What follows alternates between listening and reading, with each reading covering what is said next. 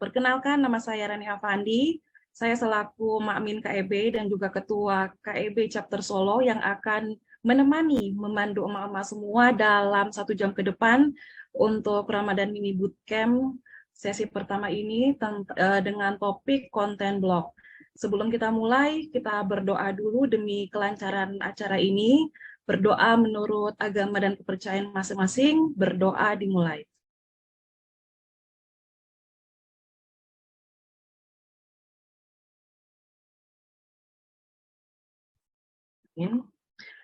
Baiklah, sebelum kita mulai acara, sesuai dengan instruksi dari Makpu tadi, kita akan foto bersama.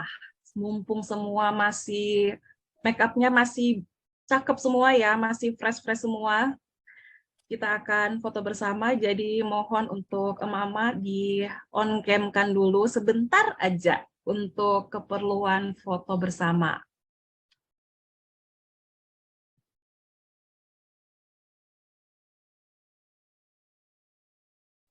Kalau udah dikasih Aba-aba ya, Mara, ntar aku screenshot. Oke, udah semua ya? Udah semua ya? Baru Oke. 44? Berarti kurang berapa ya? Ya, ada yang nggak join, ada yang baru masuk Mbak ya. Dia Baru masuk. Ya. Tuh. 46. Ada satu yang nggak bisa karena lagi sakit. Oh iya, itu ya, yang kemarin ya. Ada yang mental juga. Mak Rahma bisa on cam sebentar, Teh Lydia, Mak Nur Hadijah. Pas on cam mukaku nggak kelihatan, Mak. Oh, mohon maaf. Mungkin. Oke, yang ada aja kita on cam ya. Hari ini. Oke, kita mulai ya, aba-aba ya. Oke, 1, 2, 3. Slide kedua. Ini senyum aja semua karena nggak tahu nanti ada di slide berapa ya. Iya, senyum ya, senyum terbaik. Oke, 1, 2, 3. Oke. Oke, terima kasih semuanya. Baiklah, sebelum kita lanjut ke acara utama, saya akan membacakan dulu CV singkat untuk narasumber di pagi hari ini. Narasumber di pagi hari ini barangkali emak-emak semua udah pada kenal semua ya, Makmin yang sering menyapa emak-emak di Instagram, di IG Live. Beliau nama lengkapnya adalah Suciarti Wahyuni Tias. Sekarang ini memegang sosial media dan desain kumpulan emak blogger, Ketua Kompakers Bekasi dari komunitas Upload Kompakan. Barangkali emak-emak di sini juga sebagian besar merupakan juga anggota Upload Kompakan. Terus fasilitator Ibu Penggerak Sidina Community, Indonesia Lifestyle Blogger di www.akucici.com, Food and Product Photographer, Social Media Specialist, dan juga pegiat literasi digital. Oke, nggak tunggu berlama-lama, kita sambut pagi hari ini Mak Cici. Waktu dan tempat dipersilakan. Terima kasih, Marani. Ini aku langsung share screen aja ya. Oke. Ingat waktunya sudah 12 menit. Sebentar.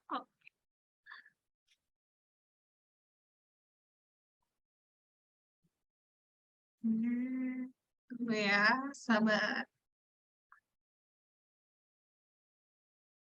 Sudah terlihatkah?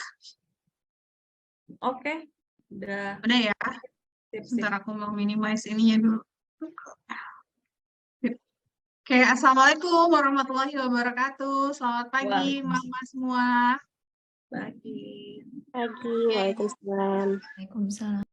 Jadi untuk mama di rumah santai-santai aja sambil duduk boleh, sambil rebahan juga boleh gitu ya. Jadi di hari ini kita akan ngobrol di sesi 1, hari ini kita akan ngobrol tentang membuat konten blog yang menarik gitu ya.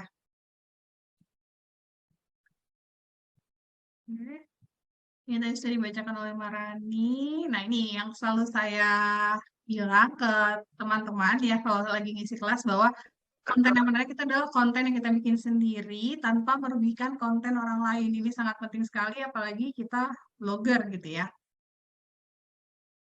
Oke, nah kita bahas konten blog gitu ya. Jadi yang kita bahas hari ini kontennya tidak hanya bukan dari judul dan tulisan, karena judul dan tulisan akan dibahas besok gitu ya, dan juga bukan belajar menulis. Jadi di sini kita akan belajar tentang foto, infografis, dan video. Jadi lebih ke visual tampilan blognya Mama di rumah nih gitu ya, karena memang kan kalau blog itu harus punya tampilan visual yang utama adalah foto gitu ya, lalu ada infografis sebagai pendukung lainnya. Video ini sebenarnya opsional, tapi beberapa teman-teman blogger ada yang sering menampilkan video pendek di blognya. Nah ini kita masuk ke dalam memahami konten visual, kunci penting pikat pembaca. Nah, komponennya konten blog tuh ada apa sih? Selain ada judul yang menarik tentunya ya gitu. Lalu isi tulisan yang menarik dan detail. Apalagi kalau mama sedang mengulas review produk atau review tempat atau pengalaman menginap atau traveling atau parenting macam-macam gitu ya. Lalu selain itu harus ada foto pendukung nih. Foto pendukungnya tuh harus jelas. Jelas, tidak blur, jadi benar-benar relate dengan judul tulisannya. Lalu boleh diberikan infografis bila memang tidak memiliki foto pendukung. Seperti tadi saya bilang, bahwa video itu adalah opsional, jadi boleh ditampilkan, boleh tidak. Tapi rata-rata memang kalau di blog saya sendiri itu tidak ada videonya sebenarnya. Oke, kita akan masuk ke peran foto pendukung dulu untuk konten blog, karena ini si hero-nya blog kita ya. Jadi kan kalau namanya artikel pun gitu ya, di portal berita pun ada foto pendukungnya, begitu juga di dalam blog. Gitu. Nah, untuk yang baru banget bikin blog, karena di sini kan mamanya macam-macam nih, ada yang memang sudah nulis ada lama, ada yang baru menulis gitu ya, ada bahkan yang baru bikin blog gitu. Jadi kalau kita memotret gitu ya, atau menggunakan foto itu bisa dengan dua format, yaitu satu landscape, satunya portrait. Kenapa? Karena tampilan blog itu kan punya template masing-masing ya. Jadi sebenarnya tuh template-nya kadang misalnya hanya bisa menggunakan foto yang portrait gitu. Tapi sebenarnya idealnya landscape fotonya, jadi lebih jelas. Jadi kalau saran saya memiliki dua foto untuk landscape dan portrait. Kalau misalkan yang pakai template-nya ada feature fotonya, dia pasti tentu feature fotonya menggunakan portrait, bukan landscape. Nanti dia akan terpotong gitu ya kalau menggunakan landscape. Nah, ini tadi kita masuk ke sini. Jadi, ini salah satu blog saya gitu ya, lagi bahas tentang tradisi minum teh saat Imlek. Tentu foto pendukungnya karena blognya saya lebih sering pakai yang landscape dan lebih enak gitu ya, lebih lebar, lebih dilihatnya jelas gitu. Nah, ini juga jadi PR gitu ya, karena suka blog walking gitu, lihat blognya Mama dan teman-teman juga tuh masih ada yang misalnya foto cover utamanya tuh kecil gitu ya, padahal cover blog itu harus, kalau saya gitu ya, kalau saya pribadi lihatnya harus yang jelas, harus dan memiliki size yang baik gitu. Jadi kalau kan ada yang misalnya foto menggunakan kamera handphone gitu ya, lalu kamera ini kebanyakan di settingan Android nih. Jadi settingan Android tuh fotonya suka panjang-panjang. Jadi ketika naruh di untuk foto cover itu harus dipotong minimal size-nya 16:9 atau di kalau di kamera handphone tuh ada di 32 atau 23 gitu. Tapi kalau menggunakan aplikasi pendukung kayak Lightroom atau di Canva itu bisa 16:9. Itu tadi blog saya. Nah, ini ada salah satu blognya Mak Suci gitu ya. Ini salah satu peserta juga hari ini gitu. Nah, kebetulan kalau dia nih lebih sering saya lihat foto pendukungnya potret gitu. Jadi dia lagi bahas tentang mie ayam gitu ya, mie ayam. Lalu fotonya potret. Foto potret ini juga nggak apa-apa karena kan dia mengikuti template-nya gitu. Tapi kalau dilihat dari sini foto pendukungnya kecil, padahal foto pendukungnya bisa dibesarkan sedikit. Biasanya kalau blogspot itu ada size-nya large dan equal size kalau nggak salah. Nah, bisa teman-teman bisa menggunakan yang large gitu ya. Atau kalau size-nya mau gede lebih besar selayar gitu, kita juga bisa menggunakan yang actual size. Dulu sebelum saya menggunakan WordPress, saya pakai yang actual size gitu. Jadi biar gede-gede. Karena kan Kalau pakai Blogspot sebenarnya nggak ada minimal size-nya gitu ya. Jadi mau fotonya ukurannya gede sekalipun itu nggak apa-apa. Nah, tapi gimana ketika kita terbatas dengan foto-foto nih gitu ya, baik di apa namanya website-website yang penyedia image gratis gitu. Misalnya kita mau bikin tentang kayak info-info gitu, tapi di website gratis tuh kurang mendukung gitu ya. Nah, ini bisa menggunakan salah satu aplikasi juga. Ini aplikasinya sering digunakan juga setiap hari oleh saya. Nah, ini blognya Maketu nih, blognya Maketu. Nah, dia selalu menggunakan elemen-elemen dari Canva gitu. Ini Canva ini sangat membantu sekali ini untuk mama yang belum menggunakan bisa menggunakan Canva gitu ya untuk membuat konten gitu selain ke Instagram bisa untuk blognya gitu. Nah, di sini kan karena ngemil bijak, jadi Maketu mengambil elemen-elemen tentu tentang ngemil ya. Jadi ada sebelah kiri ngemil sehat, sebelah kanannya ngemilnya ada ciki, ada pizza gitu ya. Jadi ini di elemen-elemen ini kalau misal sangat membantu jika memang tidak memiliki foto yang mendukung gitu, bisa menggunakan ini. Ini salah satu contoh yang bagus. Nah ini kalau Maketu ini aku lihat di beberapa artikel dia ukurannya Foursquare, tapi Foursquare yang Maketu ini jadi dia actual size, jadi dia lebar, jadi nggak kecil. Nah untuk teman-teman yang masih menggunakan ukuran kecil gitu ya, lebih kecil dari bloknya Elinor ini bisa mulai sekarang dibesarkan. Jadi karena kalau foto pendukung kan orang kan kalau misal mampir itu biar lihatnya enak gitu ya. Ketika kita lihat itu kan visual udah tahu dulu nih, oh lagi bahas ngemil bijak. Baru nanti dia baca. Jadi udah kelihat dari fotonya yang bagus gitu ya, atau elemen-elemennya yang mendukung gitu. Jadi kita mampir enak baca ke bawah gitu. Nah, semua tulisannya Maketu ini di blog ini gitu ya, dia menggunakan actual size. Jadi ukuran-ukurannya jadi besar-besar di blognya. Nah, tapi gimana kalau landscape gitu ya? Ini kan Maketu pakai square gitu ya. Nah, ini contoh dari blog saya sendiri. Ini menggunakan landscape. Nah, jadi kalau teman-teman menggunakannya dari Canva gitu, pakai Canva gitu, itu ambil di size-nya yang presentasi 16:9 gitu ya, ini bisa dipakai gitu ya. Dan jangan terlalu rame banget gitu ya. Jangan terlalu rame dan jangan terlalu heboh banget gitu ya. Karena akan ada pesan yang menyampaikan dari visual yang kita berikan. Contoh kayak ini tuh kita lagi bahas sampahku tanggung jawabku dan ini sebenarnya ditujukan untuk anak-anak. Jadi di sini saya menampilkan elemen-elemen anak-anak yang sedang membuang sampah. Lalu ada tulisan hero-nya yang belajar kelola sampah. Sebenarnya belajar kelola sampah ini kan tidak untuk anak aja, untuk ibunya bisa, untuk dewasa juga bisa. Gitu. Nah, tadi kita ada infografis gitu ya, karena kan nggak semua tulisan nanti misalkan, oh nggak suka gitu ya, misalnya blognya fotonya terlalu banyak gitu.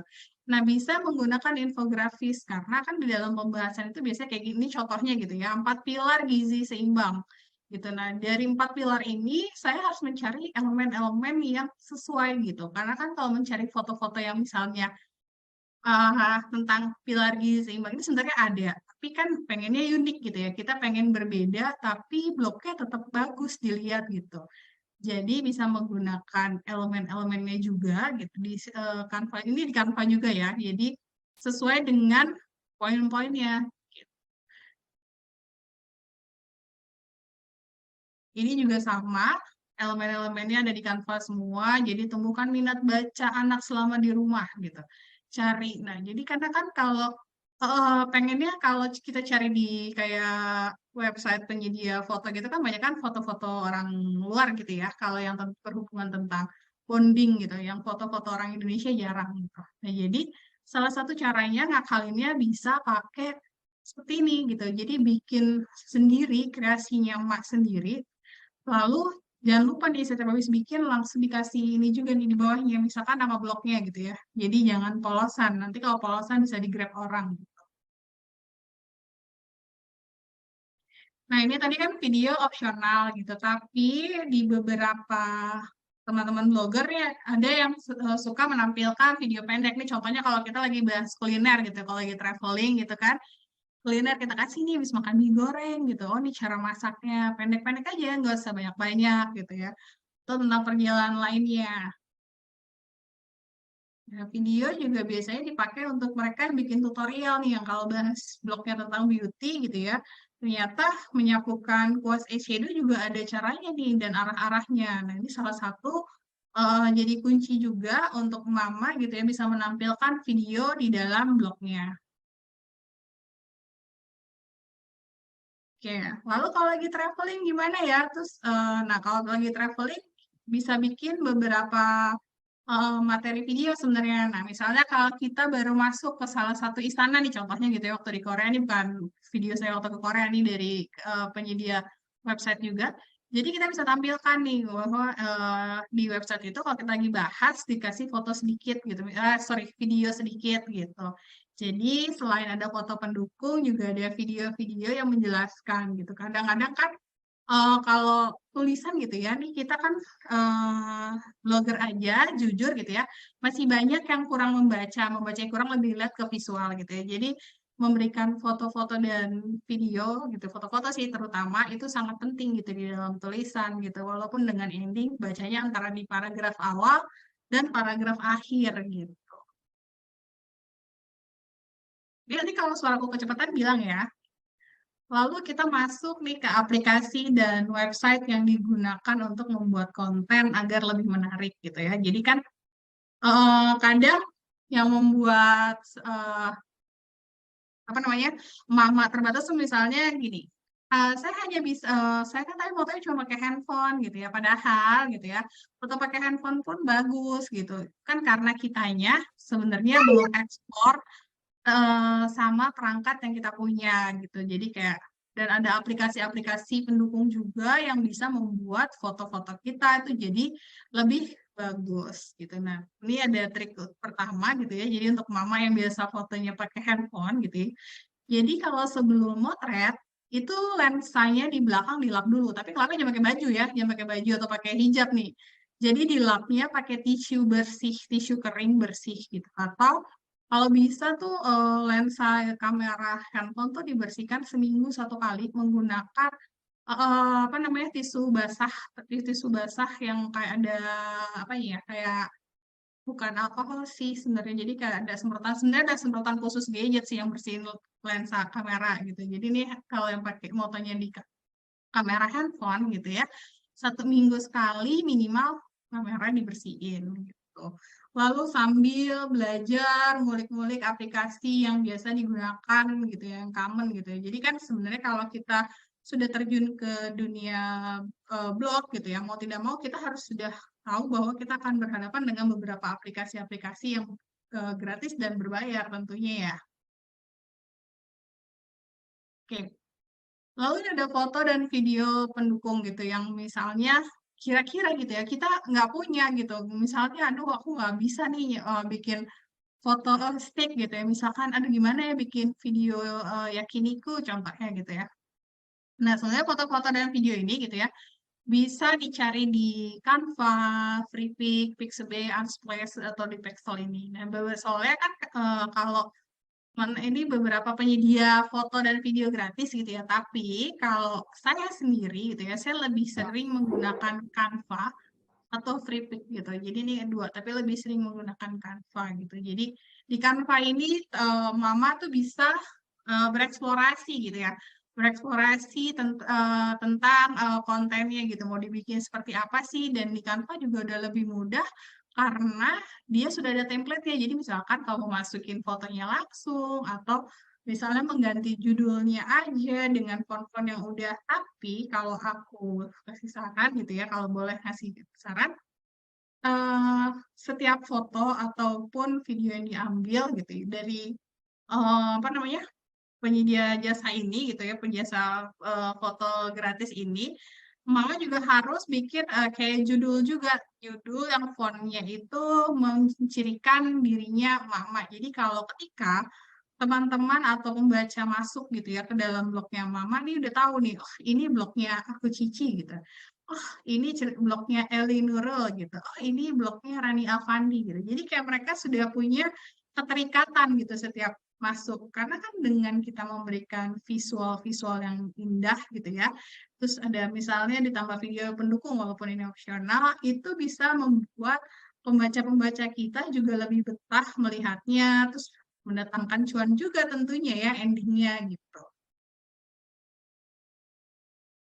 Nah, ini aplikasinya. Tadi kan penyedia-penyedia stok foto gitu ya, stok foto gratis gini. Jadi kalau di sini tuh ada yang juga suka ini nih share foto-foto di beberapa apa namanya stock image gitu. Nah, ini aplikasi edit foto. Jadi gimana ya biar fotonya tuh tetap bagus gitu ya dilihatnya. Jadi kalau pas habis foto dilihat dulu gitu dan karena ini foto blog gitu ya yang nantinya adalah merupakan rekam jejak digital kita gitu. Jadi kita harus menampilkan visual-visual yang bagus kalau menurut saya. Jadi itu harus benar-benar detail, tidak blur. Karena apa? Karena ini merupakan satu brandingnya emak-emak juga. Jadi jangan misalnya gini, dibayarnya cuma 300.000, tapi effortnya kok jadi gede ya? Loh, karena itu, karena jangan membuat stigma seperti itu kalau menurut saya. Jadi kan gini, mau dibayar 300.000, 100.000, 200.000, tapi ketika mama sudah mengambil job itu adalah tanggung jawab dan namanya tanggung jawab gitu ya, tetap harus disesuaikan dengan ibaratnya personanya blognya gitu ya. Misalnya kalau lihat blognya di sini ada Eca gitu ya, blognya Eca itu aku kalau masuk ke blog dia udah tahu nih, oh ini tulisannya Eca kayak gini. Eca selalu menyediakan, selalu memberikan gitu ya, visual-visual yang menarik dengan gambar dia atau anak-anaknya dan keluarganya gitu ya, dan apa namanya sesuai relate dengan apa yang ditulis gitu. Juga sama dengan foto-foto ini gitu. Gimana caranya supaya foto tetap menarik? Itu bisa lagi kita poles gitu ya di Lightroom gitu. Kalau selama ini lihat foto-foto saya tuh saya lebih sering ngeditnya di Lightroom atau mungkin nggak bisa main Lightroom gitu, boleh di Photoshop gitu ya, di Photoshop atau mungkin lebih sering dengan kamera handphone, nggak apa-apa, bisa pakai Snapseed. Sebenarnya Lightroom juga ada di handphone gitu ya. Mungkin kalau Lightroom lebih sulit gitu. Jadi teman-teman bisa cek edit gitu ya. Misalnya kurang terang atau misalnya kurang tajam, itu bisa menggunakan Snapseed, VS Code, Canva ini juga bisa ngedit loh. Jadi Canva bisa ngedit, cuma editan Canva itu tidak sejernih dan sebagus aplikasi-aplikasi foto di handphone tentunya ya, kayak Lightroom, Photoshop, Snapseed, dan VS Code gitu. Jadi gimana cara kita, ini mau apapun tema blognya ya, mau tema beauty, mau food blogger, lifestyle blogger, travel blogger gitu ya. Tentu kan foto-foto yang ditampilkan itu memang harus yang engaging gitu loh. Jadi kayaknya kalau kita kasih foto ke blog gitu ya, itu ada wah ini merepresentasikan si tempat yang atau produk yang lagi kita review gitu. Jadi orang akan percaya sama kita. Jadi kita jadi, wah nih blogger fotonya bagus. Jadi selain tulisannya bagus, dia kontennya bagus-bagus loh gitu. Karena kan konten blog itu tidak hanya menulis saja. Nah ini aplikasi edit video gitu ya. Mau bikin telur ceplok gitu ya, atau naruh spaghetti gitu. Nah kalau sekarang tuh yang lagi tren tuh orang-orang editnya udah di VN. Udah nggak pakai InShot lagi atau KineMaster ya. Nah, biar orang-orang tuh sekarang seneng edit di VN. Lalu masih apa? Kalau saya masih di Adobe Premiere gitu ya. Di Canva ini juga bisa ngedit gitu cutting. Nah, sekarang karena dia udah lengkap juga, dia kalau misalkan males gitu ya pakai banyak aplikasi gitu ya. Sebenarnya Canva tuh kayak jalan ninja gitu ya. Semua dia punya gitu. Mau ngedit foto, mau bikin presentasi, bikin buat Instagram, video dan apapun itu dia bisa ngedit di situ.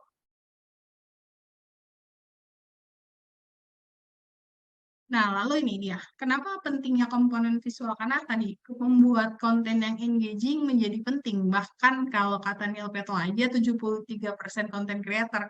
Blogger kan termasuk konten creator ya sekarang ya. Jadi nggak cuma nulis aja. Jadi itu memprioritaskan konten yang memikat dan menarik gitu. Karena kan kita seneng ya kalau misalnya masuk ke blog gitu. Jadi waktu itu saya lagi bahas deterjen pakaian nih yang liquid gitu ya. Nah, tapi kan saya juga pakai deterjen bubuk gitu. Tapi kan deterjen bubuknya nggak kelihatan mereknya gitu ya. Jadi ini salah satu foto yang saya bikin di ruang cuci saya gitu ya, si deterjen liquid gitu. Tetap akan memperlihatkan yang bagus gitu. Bukan karena estetik aja gitu. Karena kan ini mau tayang ke blog gitu ya. Ke blog di mana nanti blognya dibaca banyak orang gitu ya. Jadi visual-visual yang ditampilkan itu memang sesuai dengan apa yang ada di rumah misalnya gitu. Jadi konten visual itu bisa berperan. Dia mempunyai gambar yang lebih memukau daripada deretan kata-kata. Jadi walaupun misalnya ini jadi jago nulis gitu, dia ada satu blogger pun gitu ya, tulisannya bagus gitu. Aku udah pernah ngobrol juga, tulisannya dia bagus banget, sering menang lomba, tapi sayangnya dia selalu menggunakan foto yang masih ada kredit title-nya gitu loh. Jadi kayak masih ada watermark Canva, watermarknya Shutterstock gitu kan, sayang banget gitu loh. Maksudnya dia sebenarnya bisa menggunakan image tersebut tanpa watermark gitu. Padahal bagus banget tulisannya. Jadi menurut aku tuh sayang banget gitu ya. Padahal bisa buat elemen di apa dengan elemen-elemen di Canva gitu kalau nggak punya foto. Oke, nah kita masuk ke tips membuat konten menarik gitu ya. Nah, ketika kita sudah mendapatkan membuat konten gitu, mau membuat konten baik itu organik ataupun berbayar, kita harus sudah tahu tema dan konsep gitu ya, tema dan konsep. Jadi kayak ini karena ini yang contohnya konten berbayar gitu ya. Jadi waktu itu mencoba apa namanya treatment di Scarlett gitu. Jadi kan waktu itu saya nggak mungkin dong ya masukin di apa cover blog itu foto lagi treatment, tapi foto saya lagi treatment ada di dalam blognya. Jadi covernya gimana ya? Terus saya waktu itu pengennya yang engaging gitu kontennya gitu, yang beda gitu. Nggak mau cuman ada saya aja lagi di klinik gitu ya, atau mungkin saya lagi ini untuk cover ya, saya lagi dibersihin mukanya misalnya gitu ya. Nah, kebetulan kan si Song Joong Ki ini kan juga salah satu BA-nya si Scarlett ya. Nah, oke lah. Jadi saya bermain di sini. Ini saya edit semuanya di Canva gitu. Jadi saya bermain di sini bahwa ini ke sini gitu sampai saya cari waktu itu foto saya yang bajunya kuning juga gitu kan. Kuning juga, Song Joong Ki baju kuning. Pokoknya seniat itu memang bikin kontennya gitu ya. Saya cari lalu memadukan dengan warna-warna yang ada di Scarlett gitu kan. Karena kan Scarlett sendiri warnanya pastel-pastel lucu ya, ada kuning, ada ungunya, biru, pink gitu. Oke. Jadi saya waktu itu langsung kepikiran bikin, oh iya, saya bikin covernya ada Song Joong Ki-nya nih, ada saya juga. Lalu dengan karena ini Scarlett baru buka di Bintaro waktu itu, jadi tulisannya pengalaman treatment di Scarlett Beauty Lounge. Jadi masih satu-satunya si kliniknya Scarlett gitu ya. Nah, jadi ini tema dan konsep kan udah ketemu nih. Mau temanya kayak apa, terus konsep. Nah, ini juga sama halnya kalau teman-teman tuh mereview misalnya produk makanan atau produk beauty gitu ya. Atau baju, atau apapun itu, parenting segala macam lah produknya banyak ya, kayak susu gitu. Nah, ini harus menentukan tema dulu. Temanya kira-kira apa, lalu konsepnya. Jadi kalau saya kalau menulis itu, saya punya temanya dulu gitu konsepnya. Walaupun memang sebenarnya kan kalau kayak konten berbayar itu ada briefnya ya, yang sama pada akhirnya nanti sama juga. Tapi kita bisa juga menyajikan yang berbeda gitu. Nah, jadi lalu membuat konten yang menarik dan original dan mengikuti tren gitu ya. Lalu yang ketiga nih konten merupakan definisi dari audiens kita gitu. Karena konten kita kan sebenarnya yang menikmati ya audiens kita. Audiens itu pembaca blog kita atau kalau di Instagram bisa followers kita gitu. Nah, repurpose konten juga bisa gitu ya dengan tampilan sedikit berbeda gitu ya. Misalnya mau bahas tentang main ke Dufan gitu ya, contohnya gitu ya. Ini, kita nulis tentang parenting ngajak anak main ke Dufan, tapi itu foto waktu ke Dufan masih sedikit. Nah, kita bisa repurpose konten gitu ya. Baik kalau foto-foto gitu kan bisa diambil saat main, tapi kadang biasanya kalau main sama anak tuh kalau aku tuh kayak udah lupa gitu mau foto-foto. Jadi ini kita bisa repurpose konten dari yang konten-konten visual yang kita sudah punya sebelumnya gitu. Lalu tetapkan tujuan dari konten yang kita buat. Kontennya buat siapa sih? Tentu pasti buat pembaca gitu ya. Tentu konten yang kita sajikan juga harus memiliki tulisan yang positif gitu. Foto-foto juga positif gitu ya. Tidak mengandung hal sara atau segala macam gitu ya. Begitu juga tulisannya. Nah, sama ini aku ada kasih insight juga untuk beberapa teman-teman kalau misalnya gitu ya nulis tentang produk makanan gitu ya, produk makanan. Produk makanan sebenarnya padahal mudah gitu, tapi kadang kalau dilihat gitu kan ya, karena ini kan namanya kita review produk gitu, terus si klien juga pasti lihat ya, nggak hanya cuman bayar aja tapi nggak dibaca gitu. Klien tuh pasti buka gitu link-link teman-teman gitu ya. Jadi ketika menyajikan gitu ya foto-foto produk baik itu makanan beauty itu sebisa mungkin gitu ya tidak ditaruh di lantai satu. Nah kalau bisa produk atau ketika kita memegang produk itu gunakan tangan kanan untuk memegang gitu ya. Lalu ketika kita misalnya menggunakan selfie sendiri gitu ya pakai monopod atau pakai tripod gitu ya dari handphone biasanya kalau ini bukan bermain kasta, tapi memang kalau Android itu masih ada mirrornya gitu ya. Jadi kalau mau diupload tuh harus di mirror dulu, karena kalau enggak dia pasti terbalik tulisannya gitu. Nah, ini harus dihindari juga untuk teman-teman gitu ya sebelum posting ke blog gitu ya. Sambil ngedit itu dilihat gitu, apakah foto yang ditampilkan itu sudah benar-benar dalam artian tulisannya tidak terbalik. Banyak juga teman-teman yang masih memposting kontennya dengan tulisan yang masih terbalik gitu kan. Kan kasihan gitu ya kliennya ya udah bayar gitu ya. Udah bayar terus kalian juga udah capek-capek bikin konten tapi pas disajikan ke media sosial atau ke blognya ternyata terbalik gitu kan. Nggak enak gitu liatnya. Satu. Terus kalau makanan kalau bisa itu jangan ditaruh di lantai gitu ya karena tidak ada apa namanya indah-indahnya gitu ya makanan ditaruh di lantai kecuali memang kita sedang lagi ngeriung makan sama-sama. Tapi kalau lagi nge-review produk gitu ya di meja, taruh aja di meja makan gitu. Jika memang tidak punya meja makan yang bagus, misalkan kan meja makan di rumah tuh jelek gitu. Bisa taruh aja misalnya di meja tamu atau punya mini konsol atau misalnya punya coffee table gitu. Atau nggak punya nih semuanya. Nah, teman-teman bisa pakai background gitu kan. Sekarang kebanyakan jual background gitu. Memang kan namanya blogger, content creator itu kayak kita tuh harus punya senjata perang gitu.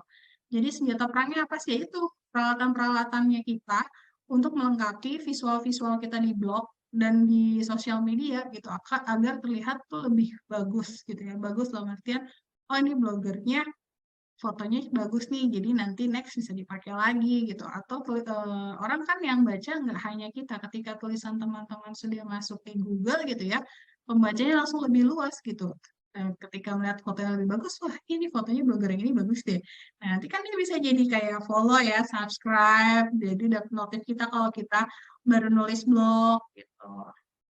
Jadi senjata-senjatanya teman-teman gitu ya sebelum bikin konten gitu tuh harus sudah ada gitu dan sebisa mungkin kalau membuat konten tuh jangan bertabrakan. Bertabrakan dalam artian gini. Ketika kita mau foto produk gitu ya, terus backgroundnya kita tuh ramai banget gitu ya. Padahal kita tuh yang difokuskan produknya gitu.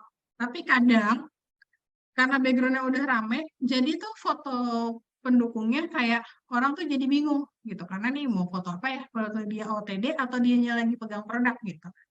Begitu juga foto saat foto makanan, misalkan di rumah ada taplak meja gitu ya. Jangan menggunakan taplak meja yang kembang-kembang kalau piringnya bukan polos gitu ya. Misalkan piringnya ada kembang-kembang juga gitu. Atau misalnya piringnya polkadot gitu. Itu harus dihindari karena distraksi-distraksi ini yang akhirnya membuat konten yang tadinya sudah bagus, akhirnya orang jadi males lihatnya. Nah, watermark. Sejelek dan sebagus apapun foto kita gitu ya, itu tetap harus dikasih watermark. Misalkan gini, ya udahlah diambil pakai handphone aja gitu, tetap harus karena bagaimanapun foto-foto kita akan beredar itu namanya udah masuk blog gitu ya, udah masuk Instagram juga, itu pasti akan masuk di apa namanya ranah digital juga gitu. Kalau di googling kan ada ya foto-foto kita gitu, misalkan cari misalnya nih betadine gitu ya, ada foto apa mama gitu yang habis ngulas betadine gitu. Nah tapi kan walaupun fotonya cuma foto betadine aja gitu, tetap harus dikasih gitu, karena bagaimanapun ini kan kayak haknya mama gitu yang memiliki foto. Jadi walaupun nanti pun diambil orang gitu ditutup watermark, orang tuh nggak tahu gitu awalnya data yang terbaca pun gitu ya di Google itu adalah datanya mama. Dan jangan lupa setiap foto itu selalu diberikan judul atau captionnya gitu ya. Besok diajarin sama Maindah deh ini cara-cara SEO foto gitu ya. Nah, jadi kalau foto tuh jangan lupa dikasih watermark. Dan kalau bisa punya watermark yang mencirikan gitu ya, mencirikan emak-emak banget gitu. Misalnya eh ini gitu ya, aku kasih fotonya kayak watermarkku sekarang kayak gini. Jadi dari awal Januari kemarin aku bikin watermark seperti ini gitu. Jadi setiap orang kan lihat fotoku akan seperti ini watermarknya gitu. Oke, baik. Terima kasih. Sekian. Mohon maaf apabila ada salah-salah dalam penyampaian dan juga terlalu cepat mungkin ya. Terima kasih. Baik, Marani. Terima kasih Mak Ci, luar biasa banget penyampaian tentang konten blog di pagi hari ini. Luar biasa, kita semakin banyak tahu ya bahwa konten blog itu bukan tentang artikel saja, tapi ternyata ada visual di dalamnya yang bisa, yang harus kita miliki dan nantinya akan memikat pembaca. Nah, kita masuk ke sesi Q&A. Nah, untuk pertanyaan ini, emak-emak silakan raise hand, nanti akan dijawab oleh Mak Ci. Siapa yang ingin bertanya, silakan raise hand.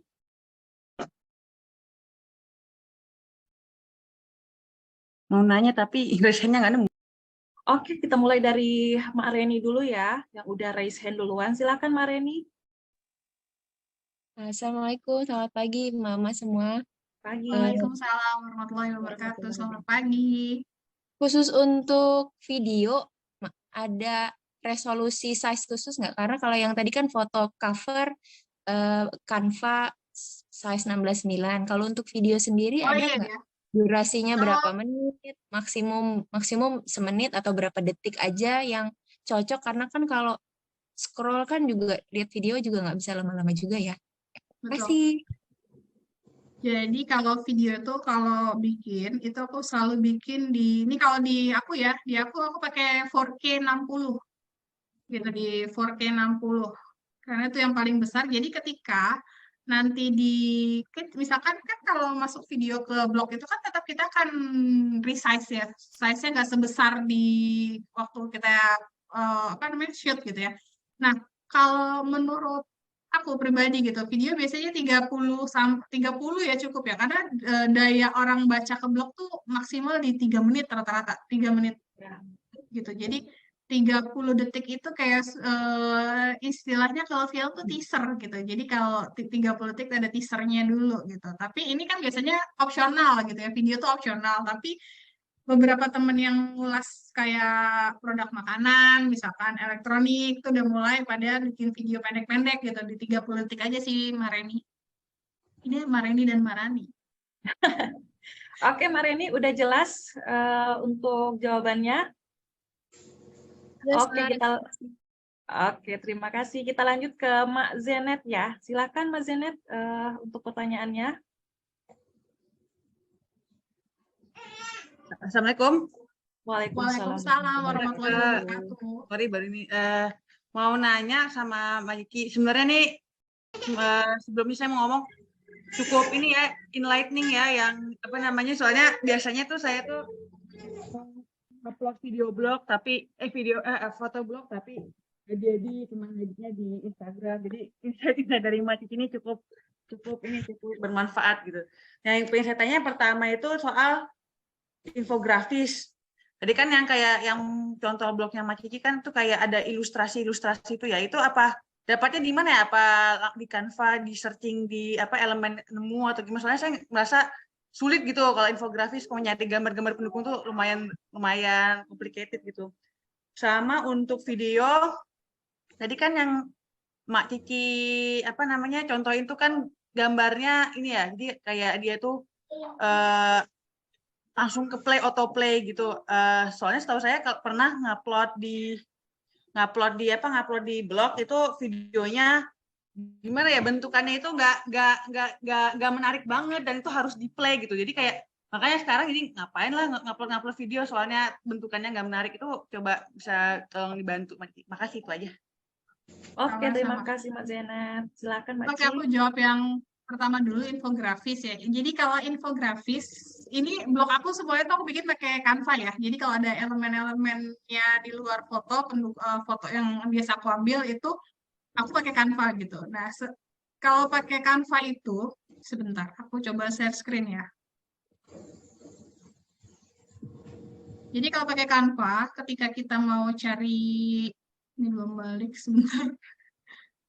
Oke. Jadi kalau kita mau cari nih, misalnya mau pakai elemennya gitu ya. Ini aku tambahin di sini. Jadi kita cari aja Nah, di sini. Misalnya mau tulisannya apa sih gitu ya. Misalnya tentang makanan gitu ya. Food, cookies deh nih mau lebaran gitu, cookies gitu ya. Mau bikin infografis cookies nih. Kalau lebaran, ntar ada cookies gitu. Kita ambil yang ini nih, yang grafik ini. Nah, ini banyak contoh-contohnya. Scroll aja sampai ke bawah.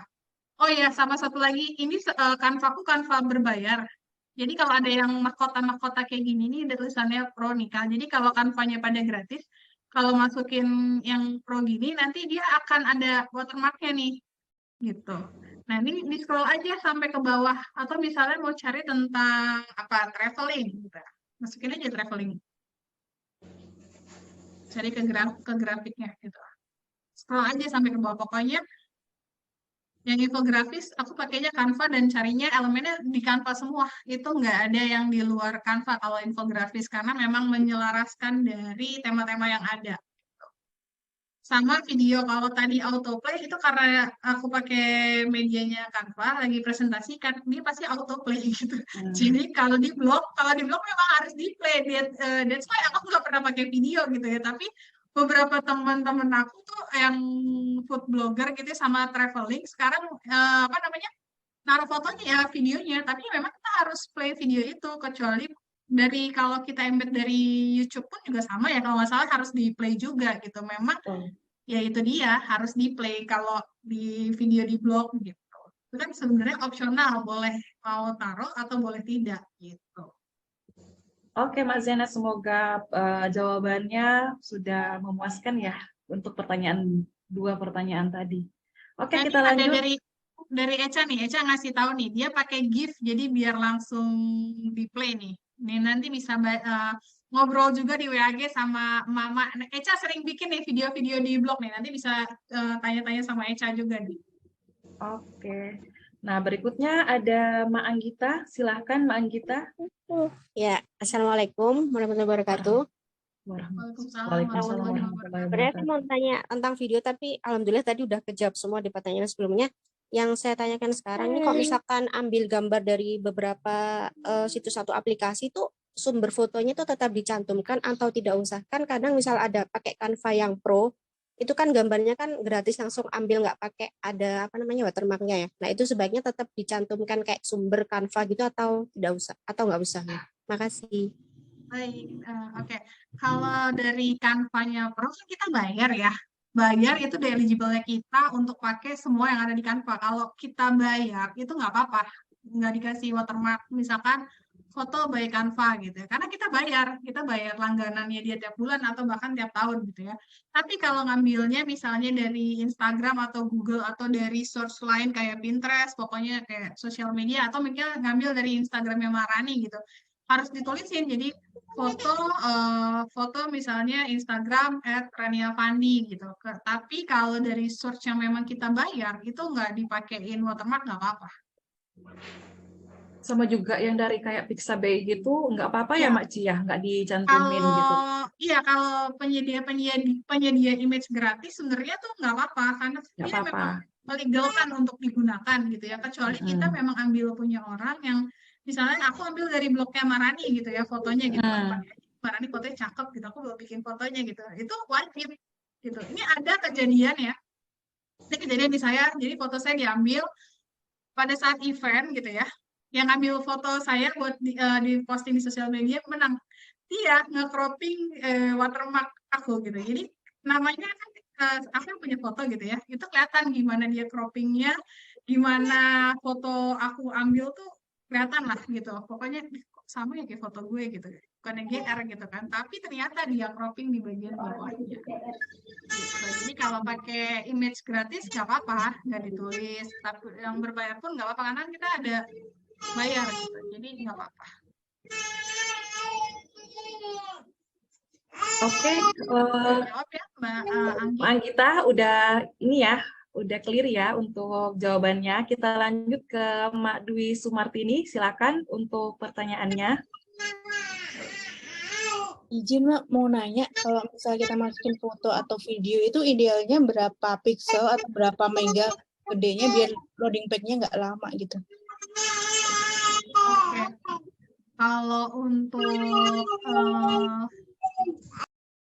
Kalau untuk foto gitu ya, kalau masih pakainya Blogspot, sebenarnya Blogspot tuh kan masih mau fotonya segede apapun boleh-boleh aja gitu. Karena kan dulu aku pakai Blogspot tuh fotoku tuh lebih dari 1 mega gitu. Aku nggak pernah posting foto di bawah 1 mega di blog. Tapi sekarang karena pakai WordPress gitu ya, agak terbatas gitu. Jadi kalau untuk itu aku pakai selalu di bawah 400 kilobyte, tapi resolusi fotoku masih dalam kondisi bagus. Jadi bagus dalam artian tidak terlalu blur ya untuk size 400 kilobyte gitu. Nah, kalau untuk video nih, kalau untuk video tuh kan tadi kan rekamnya aku kan di 4K 60 gitu ya.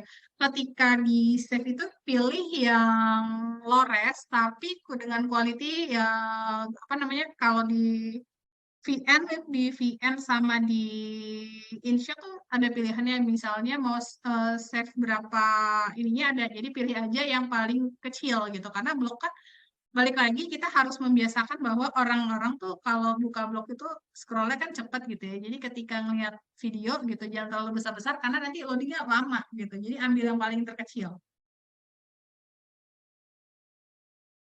Oke, Mbak Dwi, udah jelas? Sudah Mak, makasih. Oke, berikutnya kita lanjut ke Mbak Nurul Sufitri, silakan. Assalamualaikum warahmatullahi wabarakatuh, Mak. Waalaikumsalam Waalaikumsalam warahmatullahi warahmatullahi wabarakatuh. wabarakatuh. Saya mau tanya soal foto kolase. Selama ini kan saya paling sering kalau kolase dengan pakai HP itu pakai photo grid. Kalau untuk Canva, lihat layarnya lebih enak tuh di laptop. Ya memang agak susah sih saya kalau dari handphone. Tapi saya coba kok sepertinya hasil kolasenya lebih bagus pakai photo grid ya. Kalau pakai Canva tuh jadi berkurang, kayak lebih blur gitu solusinya, resolusinya juga kayaknya jadi jelek lah kalau kita lihat di blog dalam bentuk apa namanya, di kolase dalam bentuk apapun. Nah, mau tanya juga kalau untuk judul blog apakah bagus kalau gambarnya dikolasekan misalnya tiga gambar jadi satu jadi lebar, atau gimana Makci dari segi estetikanya? Terima kasih. Oke, ini kalau foto grid di Canva tuh bisa juga nggak blur. Mungkin waktu save ngambilnya yang kalau waktu nge-save tuh kita di high res dulu semuanya gitu.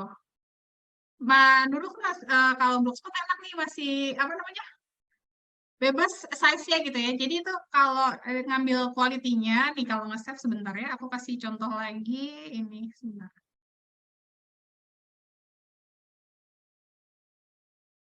Oke, jadi waktu nge-save itu kan dia di sini ada download ya.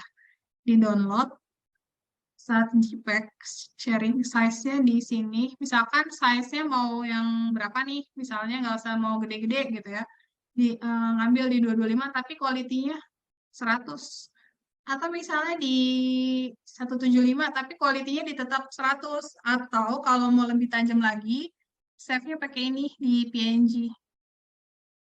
Nah, di full, jadi nanti hasilnya dia nggak blur gitu.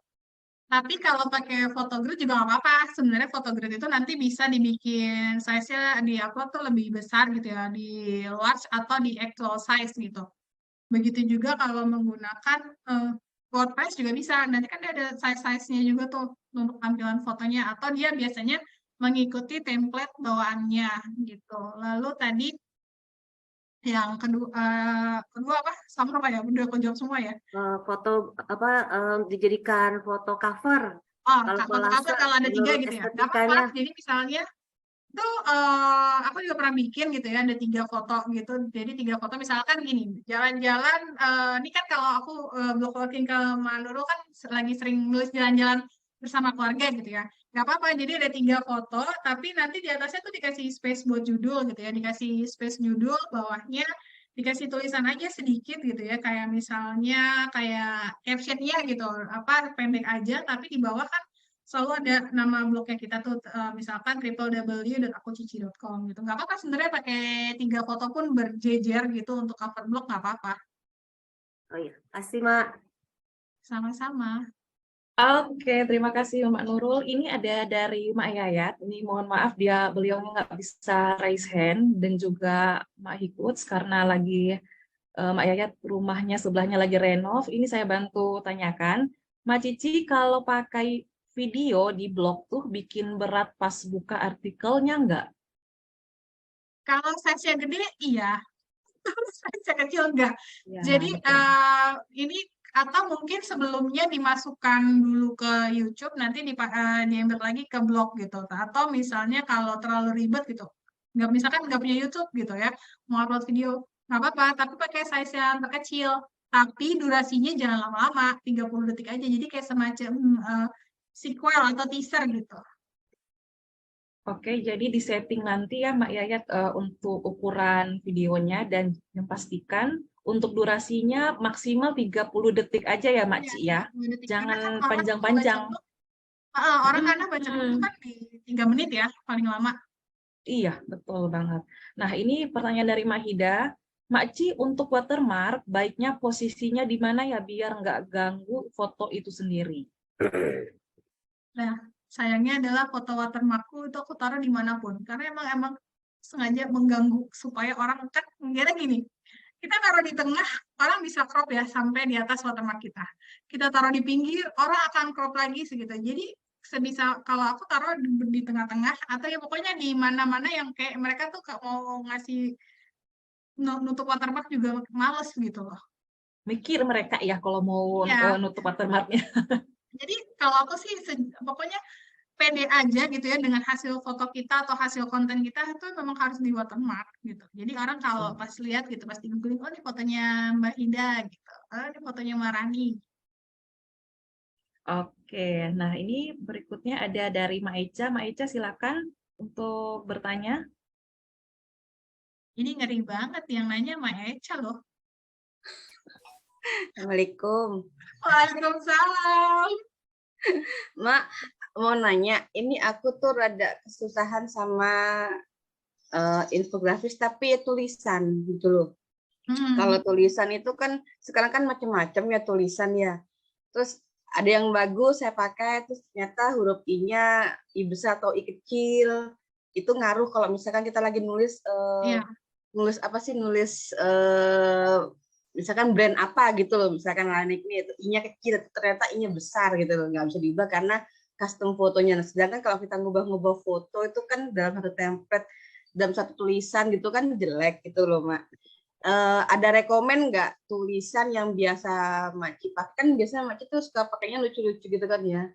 Mungkin aku memang kurang estetik gitu kalau misalkan tulisan gitu loh. Aku juga bingung. Ini sampai sekarang masih mencari tulisan yang sehati gitu, tapi masih belum dapat gitu loh. Cuman ya sekarang ya masih pakai yang itu aja gitu karena belum nemu aja, bukan karena malas apa, karena emang nggak nemu. Coba Maci ada nggak apa tulisan-tulisan infografis yang bagus dan enak di mata gitu, yang pastinya bukan karena apa ya, bukan karena estetik tulisannya ya. Iya, walaupun estetik tapi di mata nggak enak juga sih dibacanya juga gitu. Itu sih, itu aja Mak. Makasih.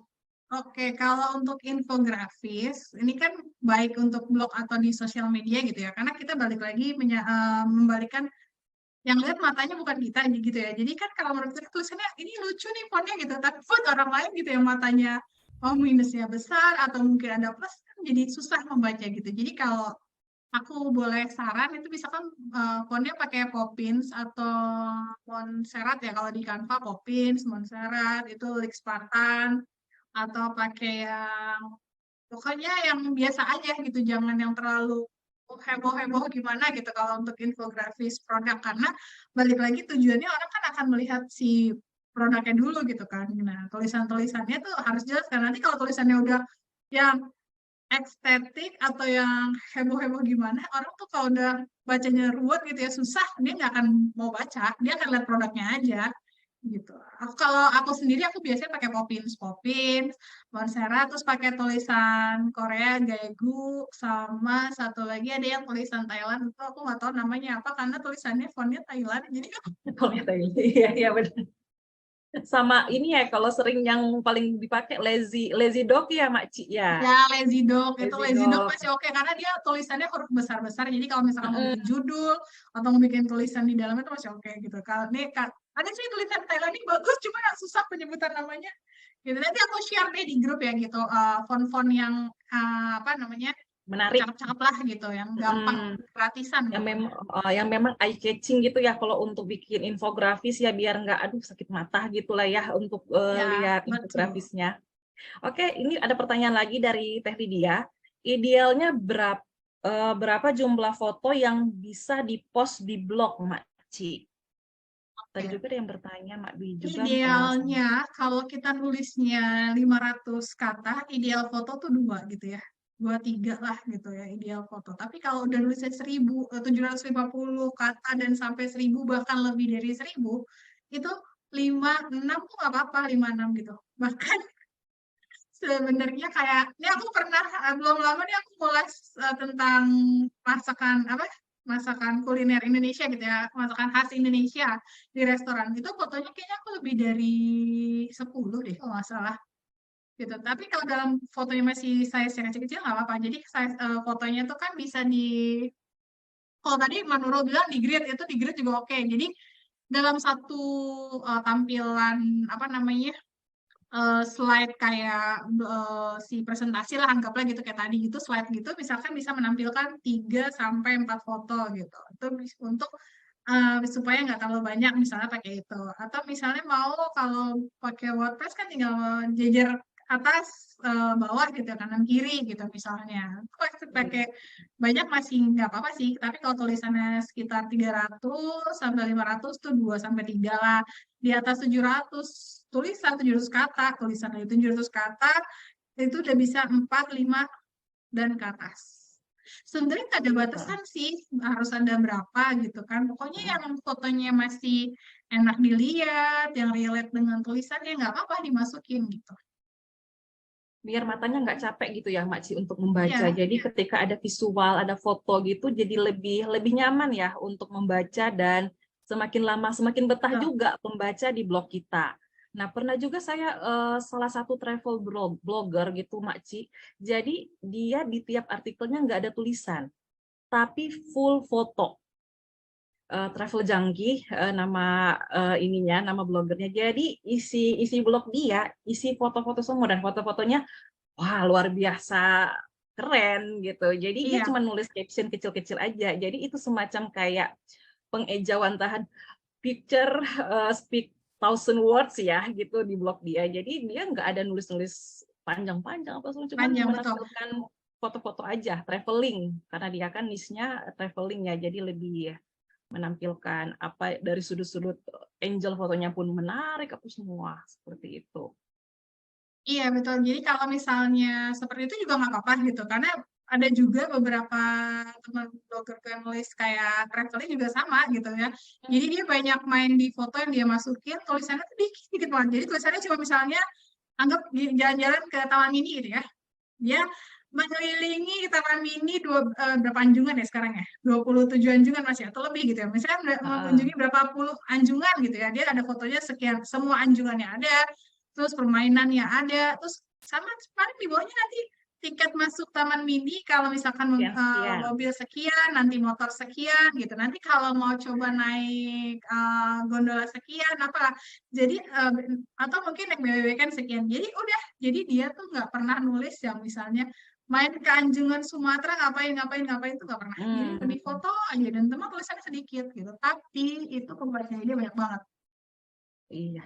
Jadi untuk salah satu cara ya Makci, jadi kalau emak-emak yang punya banyak foto, traveling, dan kebanyakan juga food juga ya Makci ya. Jadi bisa diakali seperti itu ya kalau punya banyak foto yang pengen ditampilkan. Oke, Itu sama salah satu adalah jalan ninja kalau males nulis. betul banget. Jadi Betul kalau males banget. nulis gitu ya, taruh aja fotonya semua. Misalnya habis kuliner ke Jalan Sabang gitu ya. Kalau di Jakarta kan Jalan Sabang banyak tuh kulinernya gitu ya. Ya udah, makan nasi goreng, makan mie ayam, makan apa sate, fotonya. Ini sate mang ini, mie ayam ini. Udah gitu aja tuh adalah salah satu jalan ninja malas nulis. Sama kayak di salah satu portal terkenal ya, saya sebut aja nggak apa-apa ya, IDN Times gitu kan, kalau saya suka baca gitu, mereka review food apa semua, tampilin aja foto, sama caption sedikit. Nah, tapi walaupun menampilkan foto, nah untuk besok nih kita akan belajar SEO-nya ya, tetap harus ada SEO. Kita belajar nanti next itu ke Mak Puh ya. Oke Mak Ci, ini sepertinya sudah nggak ada lagi yang bertanya. Kita Sebentar nih, aku mau minta tadi link absennya di share. Oke, bisa di-share sekarang atau nanti di grup aja? Oh, boleh di grup aja ya, aku share ya. Iya, di Ini aku grup udah aja nutup ya. WhatsApp, tadi aku miss kopas ke WhatsApp. Oke, sebelum menutup mini bootcamp pada pagi hari ini, saya akan membacakan summary-nya ya untuk pagi hari ini tentang konten blog. Jadi konten yang menarik adalah konten yang dibuat sendiri ya, Emak-emak. Jangan plagiasi, sebaiknya dibikin sendiri walaupun itu dipakai Canva, menggunakan foto dari berbagai website gratisan, tetap dibikin sendiri. Nah, konten blog yang menarik nggak sekedar artikel yang menarik juga yang dibuat dari 500 kata sampai 1000 kata, tapi harus ada konten visual di dalamnya. Konten visual seperti foto, video, dan juga infografis. Nah, pentingnya konten yang engaging, kok susah ya ngomongnya, kok jadi susah ngomongnya. Pentingnya konten yang engage menjadi penting ketika kita menampilkan visual yang menarik juga. Oke, demikian mini bootcamp pada pagi hari ini bersama Mak Cici dengan pemaparannya yang sangat menarik, menambah wawasan kita bahwa oke, seperti ini ya visual untuk foto, bagaimana cara motret, bagaimana juga tampilan potret dan juga landscape dan juga tipografi sudah dibahas juga oleh Mak Ci, dan juga bagaimana dengan video. Nah, sebelum menutup saya ingin membacakan quotes dari salah satu penulis terkenal, Pak Seno Gumira Aji Dharma. Menulis adalah suatu cara untuk berbicara, suatu cara untuk berkata, suatu cara untuk menyapa, suatu cara untuk menyentuh seseorang yang lain entah di mana. Cara itulah yang bermacam-macam dan di sanalah harga kreativitas ditimbang-timbang. Saya Rani Afandi, pamit undur diri dari mini bootcamp pada pagi hari ini. Sampai jumpa di mini bootcamp berikutnya di hari Senin dengan tema SEO bersama Mak Indah Juli. Sampai ketemu di hari Senin nanti. Jangan lupa untuk mengisi link absennya di grup nanti ya Mak-mak semua. Selamat pagi. Wassalamualaikum warahmatullahi wabarakatuh. Waalaikumsalam warahmatullahi wabarakatuh. Waalaikumsalam. Terima kasih Maci, Marani. Terima kasih semua. Sama-sama.